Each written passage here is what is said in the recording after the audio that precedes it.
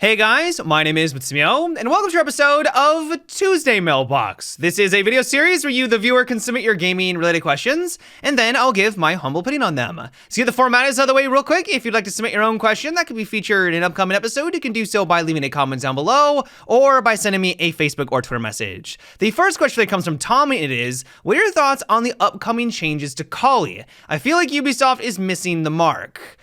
I honestly have no idea what Ubisoft is thinking when it comes to these changes. If you're not caught up, essentially Ubisoft acknowledged that Kali is underperforming and that players find her to be a bit frustrating, and so they're going to be making some adjustments to try to make her a little bit more accessible and enjoyable to use. And at first glance, it seems like they're on the right track. Against a 3-speed operator, she's actually just going to one-shot kill them. It's not even going to down them like it does right now. And so against those certain characters, this is actually going to be a nice upgrade. Where things get a little bit confusing, though, is that against a 2-speed operator, it's going to put them in the down but not out states, which is exactly where we are right now. But against a 1-speed operator or a 3-armored operator, it won't even put them in the down but not out states. You have to land 2 consecutive shots if you actually want to take them out. And so while yes, having the ability to now just take a 3-speed operator off the board instantaneously is a nice improvement, I don't think it offsets this clear and distinctive nerf against a large majority of the defensive team. I mean, Maestro, Rook, Doc, Echo, all are very popular characters. You see them all the time. And on top of that, Ubisoft has also confirmed that Rook's armor is now going to be a counter to Kali. And so I honestly do not know what Ubisoft is thinking. Rainbow Six Siege is already a very fast-paced game. And one of the biggest weaknesses of Kali right now is that if you miss that shot, it could mean the difference between you winning and losing, because it leaves an opening and a window for the defensive team to be able to take you out. And so from my standpoint, this just worsens that weakness, which already was one of the reasons why people avoided her. You go against these 3 armored operators, you're now going to be at a significant disadvantage, way more than you were before. And it just puzzles me why they thought that this was going to actually be a way to make her less frustrating. Now, one thing I will mention is that, at least conceptually, I'm okay with the idea of having Rook be a direct counter to Kali. I think it's good to have counters in Rainbow Six Siege. It allows for different strategies and tactics and allows you to change the way that you approach different situations based off of how the other team is playing. I think that that is a good thing for the health of the game. But I don't think that you should be adding this clearly when someone is underperforming. Yeah, if she was a powerhouse and you saw her every other match, this would seem a lot more reasonable, but that's just not simply the case. And so long story short, I'm right there with you. I think that Ubisoft has definitely missed the mark when it comes to these changes, and I'm really hoping that they try to adjust her in some other way. The next one comes from John, and it is, how about an operator that can place 3 shockproof mats on reinforced walls and hatches?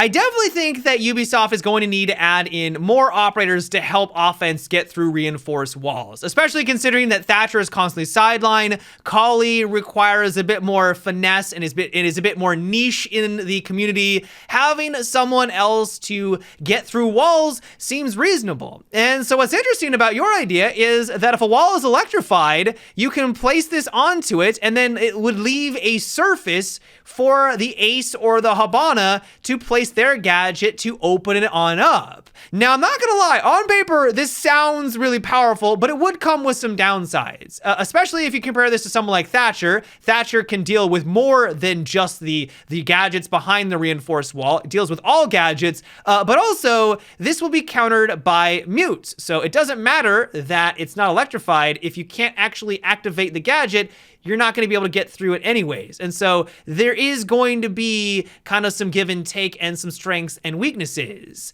In general, it's difficult to tell how this would impact the game in the long run. A part of me feels like it might be too strong because it is going to just completely neutralize Bandit and Cade. You're not even going to be able to use their tricks to be able to stop offense whatsoever. It's literally just an I win button against them.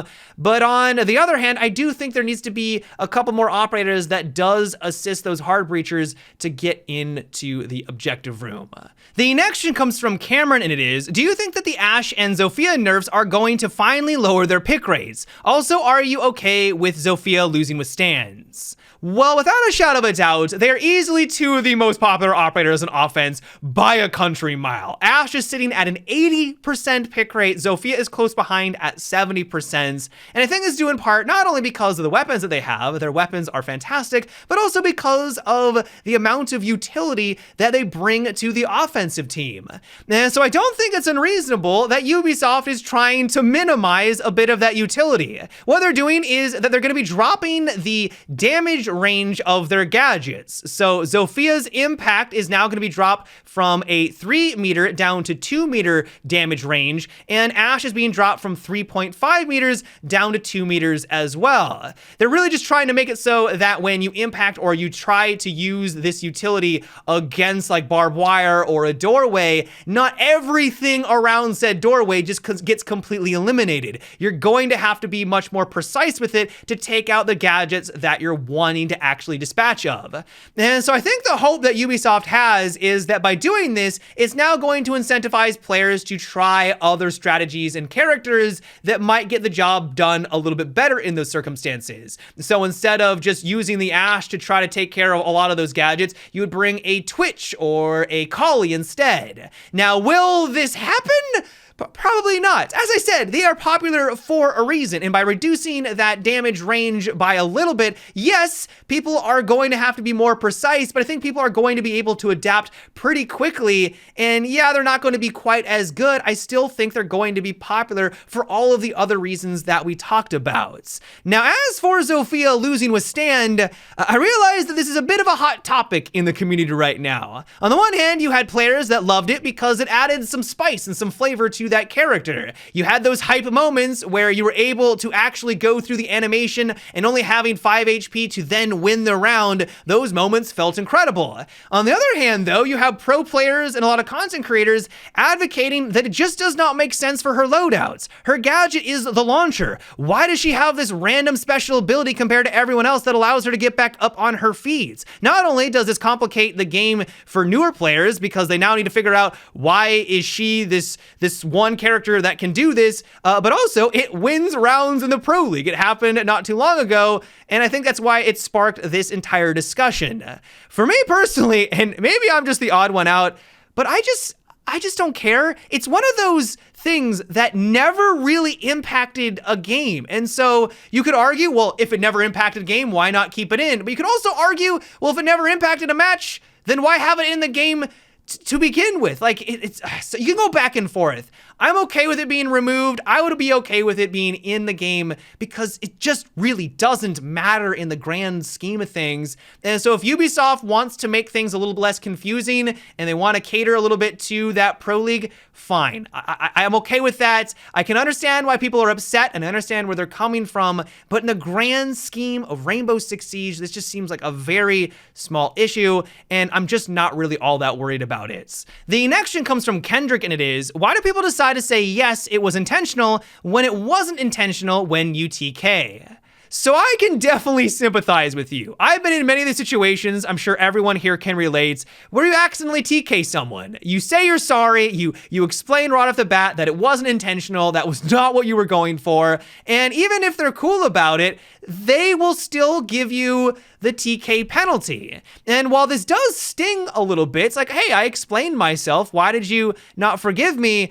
I can also understand why they did that. First of all, the actual window to forgive someone is very short. If you just let it time out, it will always apply the penalty to the person who TK'd. So no matter what, even if they were cool with it, if they didn't actually press the button, which I think a lot of people don't even bother with, it's going to give you that TK warning.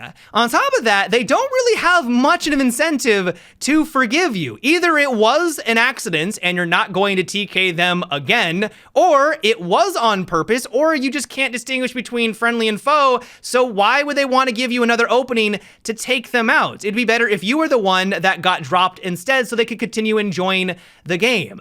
And so I would look at it from that standpoint. Yes, it's frustrating. I get it. I've been in that situation. It can be quite annoying when it was clearly an accident, but I don't think that's people really necessarily trying to get back on you. They're just trying to enjoy the game, and really in the grand scheme of things, things, they are better off actually just having that penalty go through. Yeah, guys, that is it for today's episode of Tuesday Mailbox. I hope you enjoyed. Let me know what you thought about what we discussed in today's video. Are you happy with the changes to Kali? Do you think that they should go another direction with her? Give me your guys' thoughts down below. As always, if you'd like to submit your own question for an upcoming episode, you can also leave a comment or by sending me a Facebook or Twitter message. But until next time, guys, have a good one and take it easy.